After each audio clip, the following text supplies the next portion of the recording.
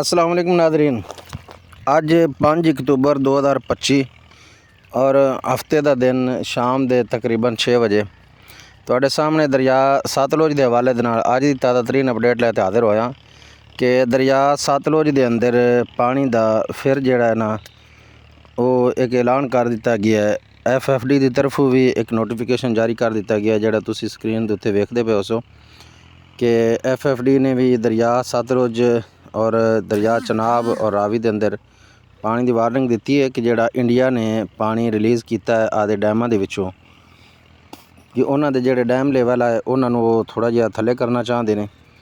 पता नहीं ये जानबूझ के करना चाहते हैं कि या उन्होंने मजबूरी है। बहरहाल जिहड़ी अज की सूरत हाल है, भाखड़ा डैम में जिहड़ी पानी की आमद है वो 18,990 क्यूसक है और अखराज 40,964 क्यूसक है। आमद किधरे थल्ले है और अखराज किधरे वधा दिता गया है अज भाखड़ा डैम का। और पौंग डैम में जी पानी की आमद है बिल्कुल थोड़ी है, 6,611 क्यूसक पानी की आमद है पौंग डैम के अंदर। और पौंग डैम के विचों जिहड़ा पानी अगे रिलीज़ किया जा रहा है, छड्डिया जा रहा है दरिया ब्यास वो है 49,146 क्यूसक पानी जिहड़ा अज छड्डिया जा रहा है। सुबह 6 बजे का डाटा है, शाम नूं अजे तक आया नहीं। जो शाम नूं आया तो फिर मैं तुहानूं इहदे तो आगाह करांगा। और हरीके हैड ते भी पानी वधना शुरू हो गया सुबह 6 बजे का कि 32,279 क्यूसक पानी की आमद है हरीके हैड ते।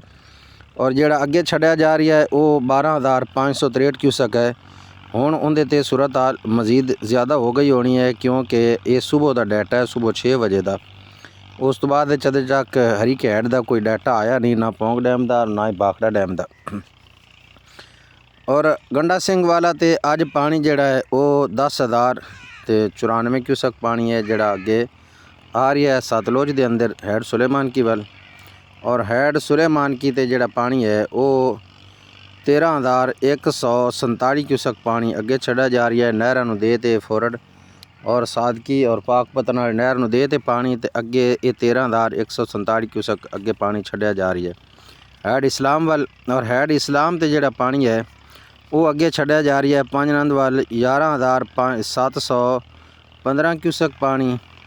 और पाँच नंद ते 16,672 क्यूसक पानी है जिहड़ा अगे छड्डिया जा रही है दरिया सिंध वल।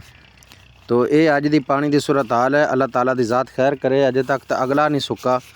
तुसी जिहड़ा पानी वेख रहे हो सो ये अज की वीडियो है ताज़ा ही कि अजे तक के पानी दरिया तो तकरीबन 2 किलोमीटर दूर का एरिया जिथे दुआ वीडियो है तुसी वेखते पे ने कि इत्थे अजे तक पानी खड़े ने, अजे तक पानी ये सुक्के नहीं और पिछू मज़ीद पानी की पेशगोई है। अल्लाह ताला रहमत फरमावे और अल्लाह ताला इस अजाब तो हुजूर दी उम्मत नूं निजात देवे।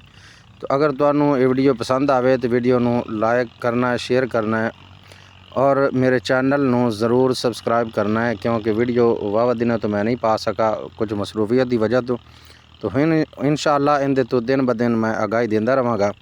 और फ़लस्तीन के मज़लूम मुसलमानों वास्ते दुआ ज़रूर करते रहना। अस्सलामु अलैकुम व रहमतुल्लाहि ताला व बरकातुहू।